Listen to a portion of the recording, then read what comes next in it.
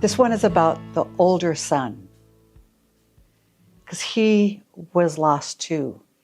He was also telling himself a story, one rooted in lies, and he was lost too. Hi, I'm Pastor Brenda. It's an honor to meet you in this space. We're having some really great conversations about this parable of the two sons. You probably know it better as the parable of the prodigal sons. But as you'll see when you hear this, as you are learning in this series with us, this is really about both lost sons. And this gift of grace is for both of the sons. So this older son, he received his portion of the inheritance too. Remember we talked about that in the previous video? This was his inheritance also. He received it. So let's look at verses 26 to 32 found in Luke 15 for this older son story. Meanwhile, the older son was in the fields working. When he returned home, he heard music and dancing in the house, and he asked one of the servants what was going on. "Your brother is back," he was told, "and your father has killed the fattened calf. We're celebrating because of his safe return." The older brother was angry and wouldn't go in. His father came out and begged him, but he replied, "All these years I've slaved for you and never once refused to do a single thing you told me to. And in all that time, you never gave me even one young goat for a feast with my friends. Yet when the son of yours came back after squandering your money on prostitutes, you celebrate by killing a fattened calf?" His father told him, "Look, dear son, you have always stayed by me, and everything I have is yours. We had to celebrate this happy day, for your brother was dead and he's come back to life. He was lost, but now he is found." Now let's not look at this older son as a minor character in the younger son's story. When this is called the parable of the prodigal son, you just think this is, or one, you might not even remember it was there. Two, you think it's a minor story. But this story is very, very intentional. Jesus could have ended this parable of the one son like he did with the other two parables in Luke 15. There's the parable of the lost sheep. Someone went out to find the sheep. He is found. There is a party. There's a parable of the lost coin. The widow went and found the lost coin and threw a party. There's the parable of the younger son. He comes home, he is found, and there's a party. But this parable, there's just as much space on the older son as the younger son. Isn't that interesting? This is intentional. Both of these sons and their stories were scandalous to the crowd that Jesus was teaching to. Says, not Jesus, but Paul wrote in Ephesians 2:17, "He brought his good news of peace to you Gentiles who are far away from him, and peace to the Jews who were near." Those near, like the older son, and those far, all have something to learn about grace in this story. Because everyone is invited to the party.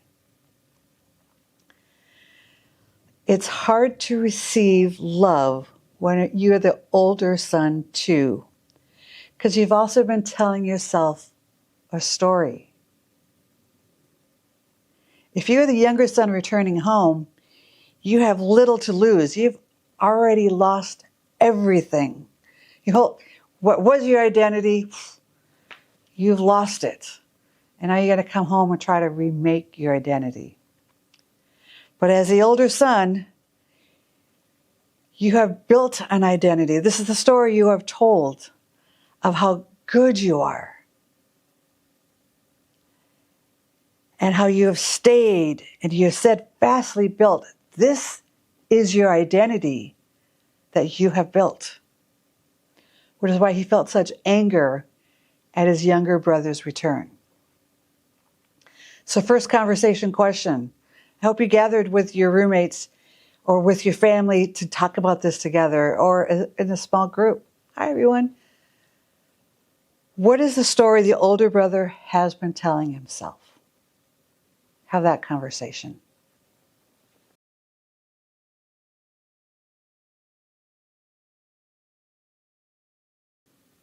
Good conversation, right? Now, the older son has lost a great deal because of his brother's decisions. By cursing out his father, the elder brother was cursed out too. He lost money that could not be returned. And he did all this extra work, worked the fields into the land that is now probably valued less because of what this younger son asked of his father when the father said yes.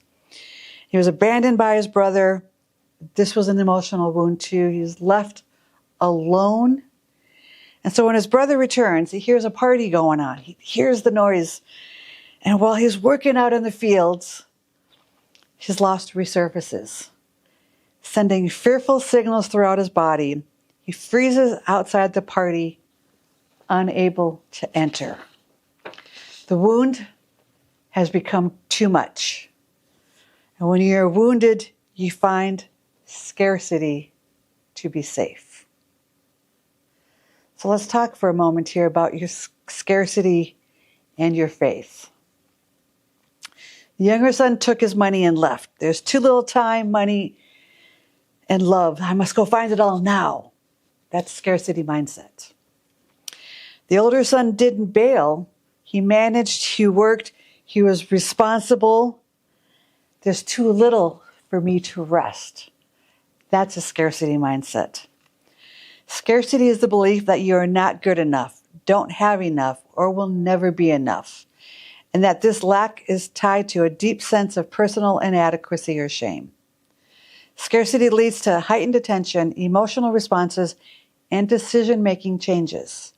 When people perceive something as scarce, whether it's time, money, food, or opportunities, they often assign it greater value and may act impulsively or irrationally to obtain it. Scarcity is fueled, not fulfilled. There's a word there, fulfilled. I want you to keep watching. By hard work. Scarcity involves zero-sum thinking, which is the belief that one person's gain is another person's loss, as if all resources are a part of a fixed pie. If someone gets a bigger slice, then someone else must get less. The true root of scarcity is shame-based fear of being just ordinary. The fear of never feeling extraordinary enough to be noticed, to be lovable, to belong, or to cultivate a sense of purpose.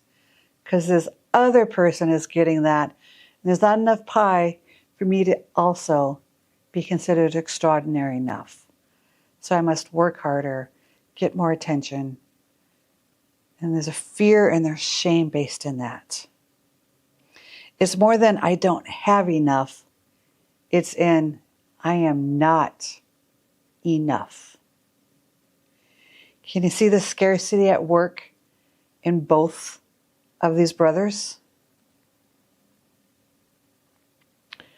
When your faith is driven by fear of not being enough, not being good enough for God, not being good enough for the church, not being good enough for your wife, not enough. It's like your identity is wrapped up in this.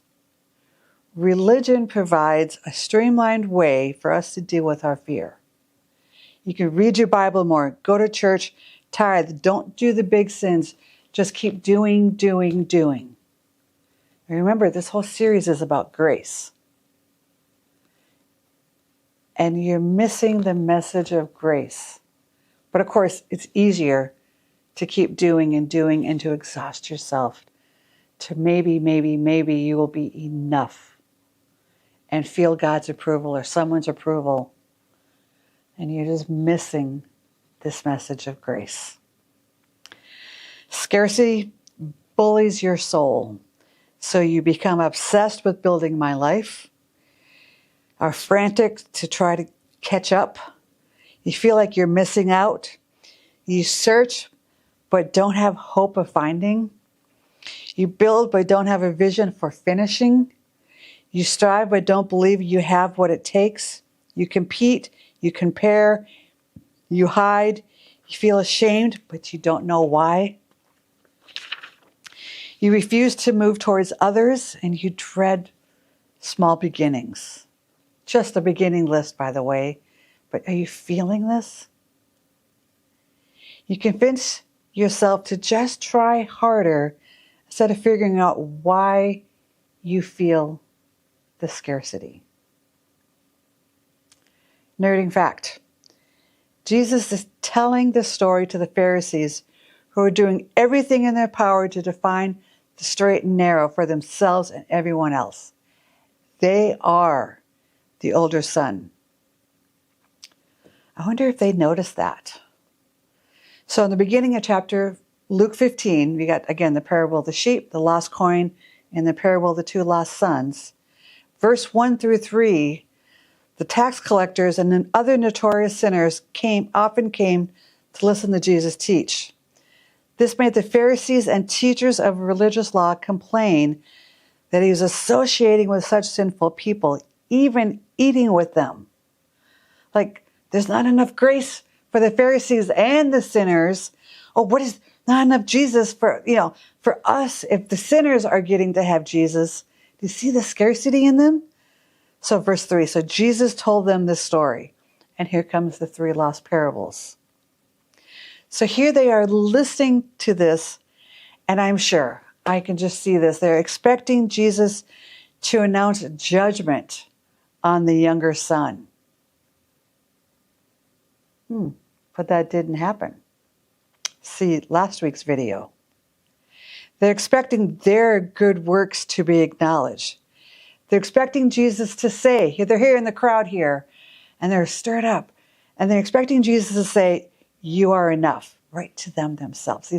These people who are trying and striving to be the self-righteous ones, to say, Jesus says to the Pharisees, you are enough. You are the older son. You are good. Look, here is perfection. And once again, they are shocked at the truth Jesus gives them, that they are the older son. And this is the older son's reaction. It's scandalous. Now, this mad cycle of scarcity,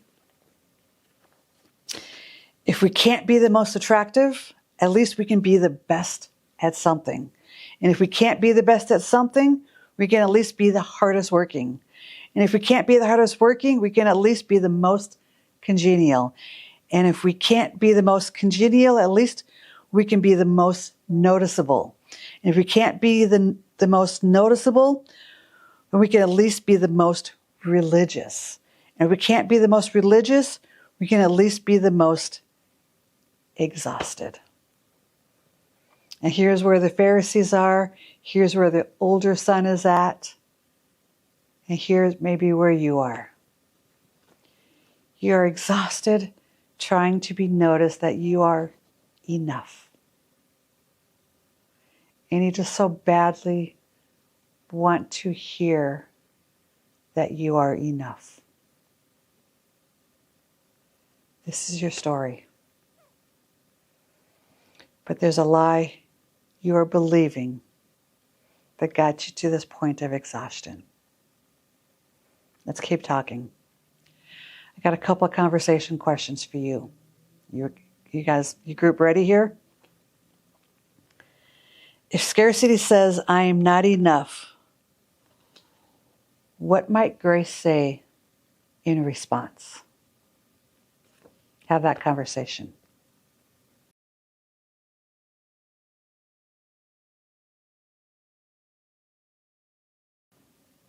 I hope that was a good conversation. I just want to say two things. Remember, the definition we're using for this entire series is grace is God refusing to abandon us and continuing to pursue us. And what we said in our conversation, we meet live together as a church. We meet over Zoom because we have these conversations like you're having with your people. We have with our people. And I wrote this down. It was so good. But this was said in our conversation. Grace says there is enough. Maybe you said grace is enough, but this twist is so great. grace says there is enough. It is not based on me. It is based on what God gives. And that is why there is enough. Ponder that one. That great big pie that God has for us. Question number 2, I want you guys to talk about. How could hard work look different if it were fueled by grace instead of fear or scarcity? And I want you to do good, hard work. But if it's fueled by scarcity, we talked about, you're just exhausted in the soul so much. And this happens so much in the church. So I want you to do hard work. I want you to love doing hard work for the church. So how is it different if it's fueled by grace versus fueled by scarcity? Have that conversation.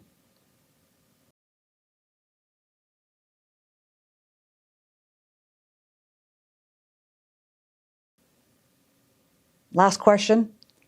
How does grace answer the shame that says, I'll never be extraordinary enough?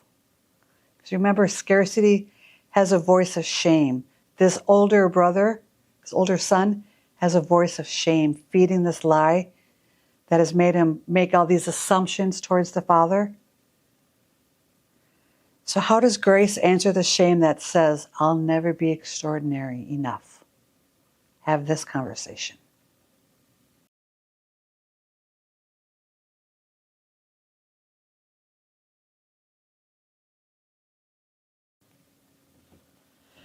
I hope you had a good conversation. I don't know what things you said, but some things I want to add that are important for you to hear. Again, maybe you said them, I hope so. This was said when we were gathered live together, and I want you to know this stuff. You know you are already loved, so you can stop the striving and live more free. Your identity as a child of God is never in jeopardy. There's enough pie. Other people are not threats to your identity, so you can extend kindness towards them and actually see them. Grace is a gift, so you don't have to prove it all the time. And the feast is big enough for everyone. Here's some more. Living in scarcity makes us mean people. This is the church we see in the news. This is how we're represented in the news. You see story after story of mean Christians. Like there's not enough, so we got to protect what is ours. Let's look at this. Verse 30. When the son of yours comes back after squandering your money on prostitutes, you celebrate by killing the fattened calf. It's some mean words the son is spewing out to his father. And this accusation is partly true. We don't know what the younger son spent his money on. In that part of the story, Jesus only says extravagant living. The older son adds details that may or may not be true. Scarcity and fear just makes us mean people. And so this older brother assumes the worst of his younger brother. Here's that zero-sum thinking again. He hears the music and the dancing and assumes the worst. There's not enough for me. And he turns mean.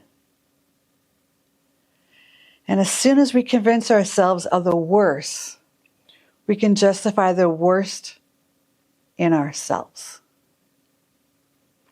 Exclusion, gatekeeping, and even violence become justifiable. I must do this to protect what little is left. Think about the church you read about, you see in the news, and how they're justifying. But do you see the scarcity? Do you see the meanness? We talk often here in this church about the sin of systemic racism. Justifying what little was left is why human life was dehumanized. Do you see this? For the older son to enter the party is to endorse or overlook the younger son's actions. When the son of yours returned, the older brother is hurt by his younger brother, and you just can't let him off the hook and party. You just can't enter in on this gift of grace.